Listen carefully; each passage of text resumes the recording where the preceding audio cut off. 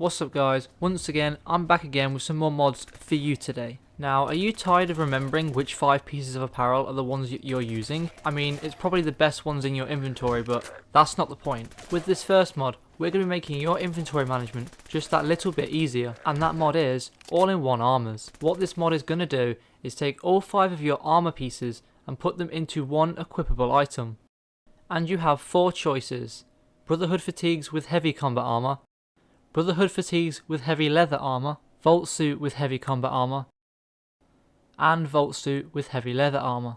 Now, to get your hands on these, simply check the utility section of any chem station. They have no perk requirements and require very few crafting materials.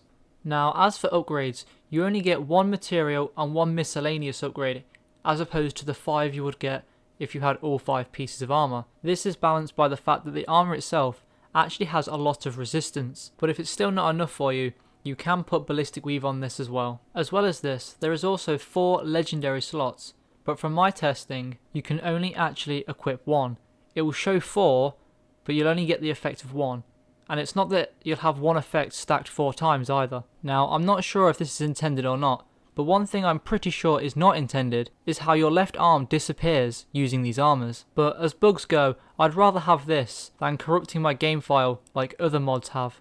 But anyway, I think that's enough time talking about bugs and staring at menus. So let's talk about what options you have when it comes to downloading this. This mod has 3 main files: 1 heavy, 1 medium, and 1 light. So you're going to want to download the one that you're going to use. Or you can do what I did and download all 3, which I quickly learned was not a good idea. For some reason, this mod only supports 1 tier at a time, so I'd heavily recommend only downloading the tier of armor that you are going to use. You see, I make these mistakes so you don't have to.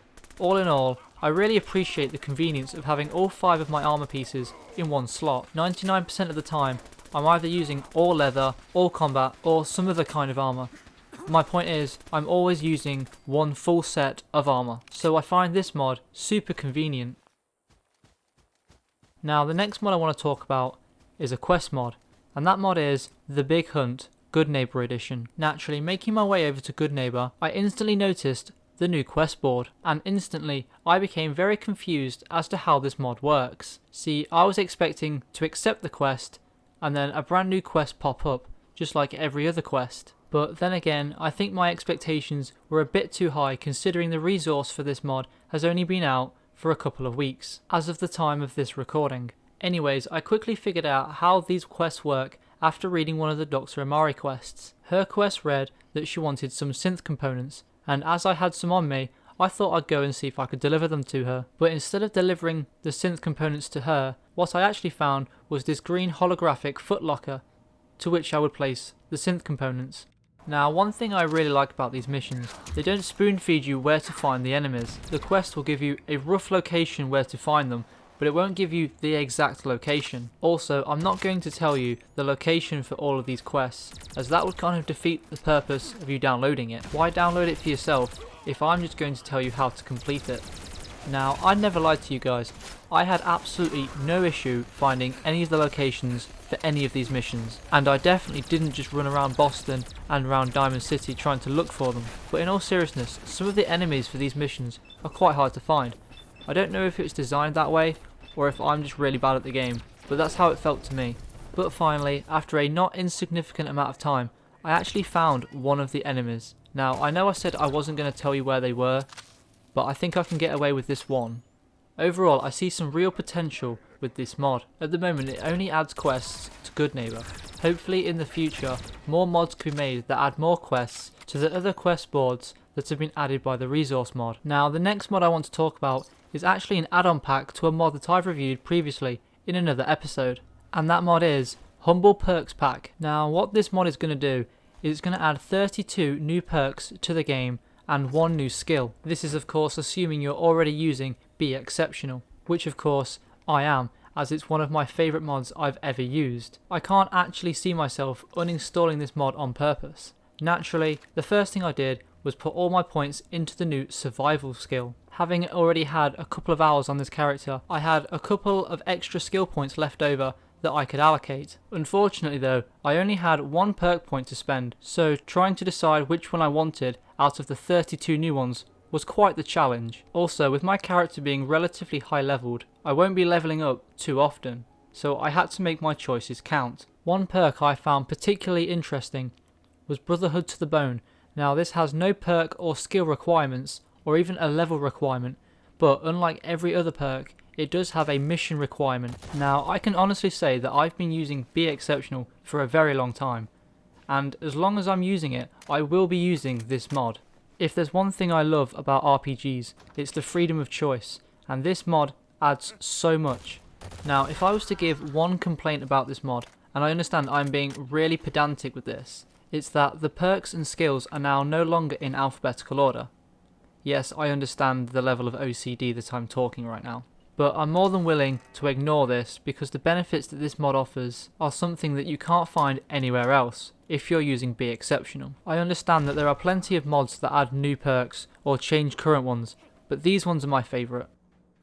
And of course, today's weapon mod is the Volk Energy rifle. Now apparently this is another weapon from Call of Duty, and again, I don't play Call of Duty, so I couldn't tell you. So I'm just going to review this weapon as I would any other. Firstly though, let's talk about how you can acquire this weapon for yourself. Simply go to any chem station and look under the Warfighter's Factory section. Now you're not going to have any perks to craft this, but you will need a few crafting materials of course. As weapons go, this one is quite interesting, as it uses fusion cells as opposed to normal ammunition. I really wasn't expecting this. I also wasn't expecting this weapon to be as fun as it was. I'm noticing that these Call of Duty weapons ported into Fallout are turning out to be some of the best weapon mods I've ever used.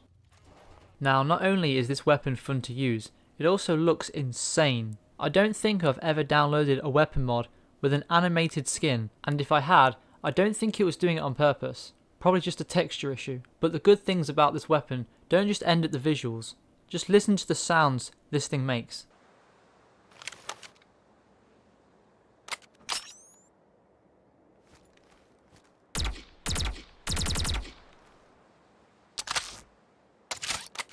I could quite happily listen to this all day, but unfortunately, I don't have that kind of time. I'd much rather be explaining to you guys just how good this weapon is. I mean, after last episode when I completely starved myself of ammunition, it was really nice to just be able to mow down my enemies. And if you're at all curious about what I'm talking about, feel free to check out my last video.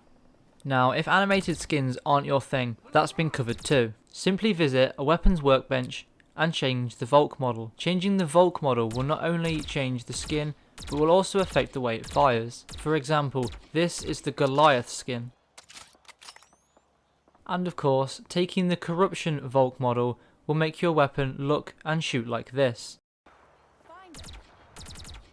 Personally, I can't actually decide which skin I like the most, but I would definitely rule out Goliath because I like full auto weapons, but that's just my preference. Now, if you plan on suppressing your weapon, it's not just as simple as slapping an old suppressor on it. You need to know which Volk model you're using and use the silencer appropriate. Otherwise, you might notice the suppressor being inside the barrel of your weapon. Just like another Call of Duty weapon that I've reviewed, this one also has a perk modification. And just like the previous mod, this one uses bottle caps as opposed to crafting materials.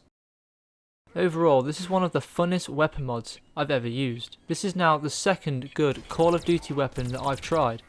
I'm starting to think that maybe I should play Call of Duty. Nah, I'm just kidding. I'd rather make videos. In all seriousness, I appreciate you all getting to this part of the video, and if you did, don't forget to hit that subscribe button, and I'll see you all in my next video.